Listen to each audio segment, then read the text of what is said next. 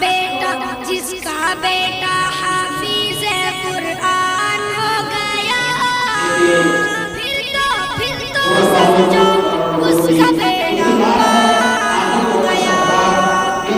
फिर तो समझो उसका बेड़ा पार हो गया। हाफिज को ये हुक्म मिलेगा, पढ़ता जा और चढ़ता जा अपनी मंजिल की जानिब तू रफ्ता रफ्ता बढ़ता जा। हाफिज को ये हुक्म मिलेगा, पढ़ता जा और चढ़ता जा अपनी मंजिल की जानिब तू रफ्ता रफ्ता बढ़ता